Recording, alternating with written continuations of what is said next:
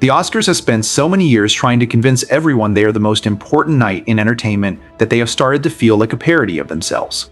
Every year, Hollywood rolls out the red carpet, puts on its best "this really matters" face, and asks viewers to sit through 3+ hours of self-congratulation, political posturing, and painfully scripted sincerity. Somehow, everyone is supposed to act like this is sacred. It is not. It is a fancy industry prom for people who desperately want to look morally enlightened while handing trophies to each other.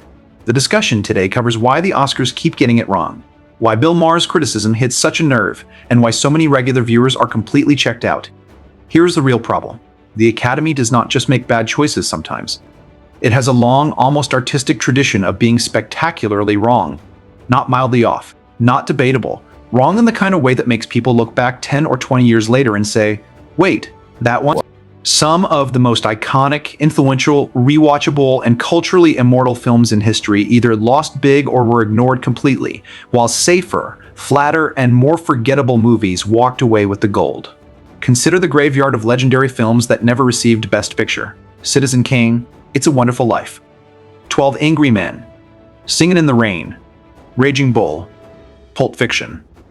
These are not just good movies. These are the movies people study, quote, revisit, and pass down like sacred texts to the next generation of movie lovers. Yet the Academy looked at those masterpieces and said no. The Oscars love the respectable choice. The movie that feels important in the moment, with the right emotional manipulation and social approval attached. They love the film that makes voters feel tasteful and sophisticated, even if it has the shelf life of a supermarket flower arrangement. Saving Private Ryan losing to Shakespeare in Love still feels like a cinematic crime. Gangs of New York losing to Chicago, Munich losing to Crash, The Shawshank Redemption losing to Forrest Gump, and the all-time example, Citizen Kane losing to How Green Was My Valley. That feels less like a result and more like a dare. That is why Bill Maher's broader point lands so hard. His argument is not just that the Oscars make questionable picks. It is that the whole culture surrounding them has become hollow, performative, and obsessed with looking virtuous rather than being honest. Instead of celebrating film, the ceremony increasingly feels like a giant shimmering TED Talk for celebrities who want applause for having the correct opinions. Most viewers are not tuning in to hear another millionaire explain justice, identity, democracy, or trauma. People tune in for glamour, unpredictability, and a genuine celebration of talent. They want great actors recognized, great films honored, and a little chaos along the way. They do not want a sermon. They definitely do not want 12 sermons with orchestral music in the background. That is where the woke Oscars criticism really comes from. It is not about representation itself. Most people are not demanding some monochrome return to the past. That is lazy framing, and Hollywood hides behind it because it is easier than addressing the real complaint is that everything feels forced, rehearsed, and self-aware in the worst possible way. The industry does not just want to celebrate diversity. It wants to be seen celebrating diversity constantly, loudly with hashtags, speeches, campaigns, and rulebooks. Once that happens, authenticity goes out the window. That is why Maher's sarcasm works. When he jokes that the Oscars are no longer a long, boring show full of white people but a long, boring show full of all people, the punchline is not that diversity is bad. The punchline is that Hollywood acts like checking the right demographic boxes should automatically end the conversation. Mission accomplished. Banner hung. Moral superiority secured. But viewers are still sitting there, bored, wondering when this became less about art and more about public relations. Progress is real. And that is the part Hollywood never comfortably admits. The industry has changed. The opportunities have changed. The winners have changed. Nobody in modern Hollywood wants to be seen as the person who voted the wrong way. It is not some hidden group of old-school bigots controlling everything. It is an industry full of people terrified of being publicly accused of not being progressive enough behavior, and when fear starts driving creative decisions, the art suffers. That is true in every field, and movies are no different. The moment creators start asking, will this trigger backlash, more often than, will this story move people? There is already a problem. When a studio is more focused on satisfying ideological expectations than telling a bold, emotionally honest story, audiences can feel it. They may not always have the perfect language for it, but they feel it. That is why so many modern films feel overprocessed, polished, expensive, technically competent, and completely dead inside. It is the difference between a movie made to express something and a movie made to avoid criticism. The Academy's diversity standards pour gasoline on that debate. Critics look at those rules and see exactly what Hollywood claims it is not doing: engineering art around identity categories, not opening doors but systematizing, creating an environment where filmmakers must think about quota logic alongside creative logic. That changes everything immediately. It tells storytellers that merit alone is no longer enough.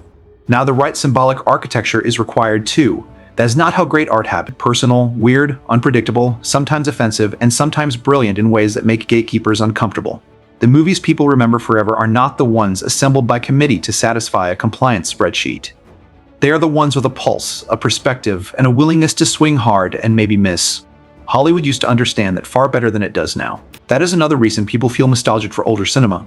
Not because every old movie was better. Plenty of old movies were garbage. But the best older films often felt alive in a way modern prestige movies rarely do. Viewers did not always know where they were going.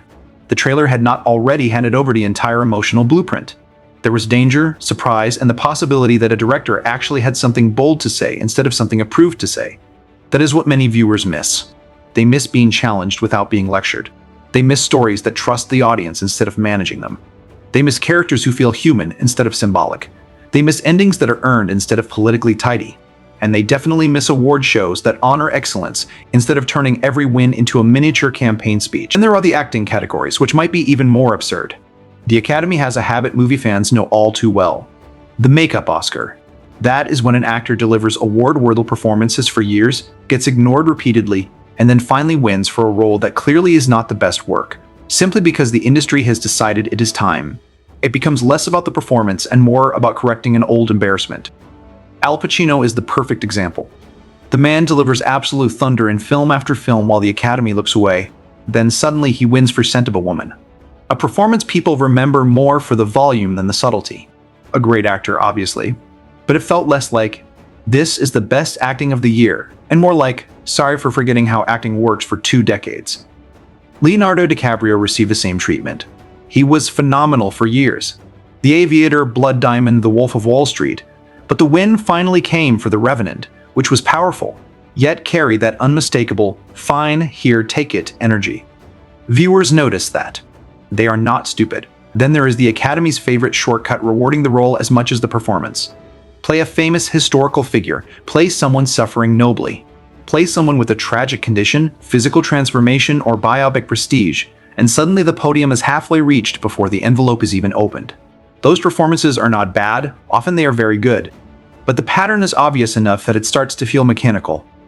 At that point, the Oscars stop looking like a celebration of acting and start looking like a bingo card.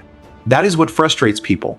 Not just the winners and losers, but the sense that the system has tells. The kind of movie, the kind of role, the kind of speech, the kind of campaign, all of it can almost be predicted. And once an award show becomes predictable, it loses the one thing live television absolutely needs: tension. That is why so many people are more interested in the memes, the awkward moments, and the occasional train wreck than the actual awards. The cultural energy now lives in the cracks, not the ceremony itself. People watch for the weirdness because the institution has become too polished to feel real.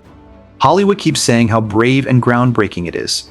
But bravery in art is not following an approved emotional script with approved moral framing in front of an audience trained to clap at the right cues. That is not brave. That is choreography. Real bravery is making something unforgettable without begging for moral credit. Real bravery is trusting the work to speak louder than the campaign around it. Real bravery is prioritizing truth over trend, story over signaling, and talent over optics. That is what viewers want back. Not some fantasy version of the past, not a ban on social themes, not a return to exclusion. They want sincerity. They want excellence. They want movies that hit like lightning and award shows that recognize that lightning when it appears.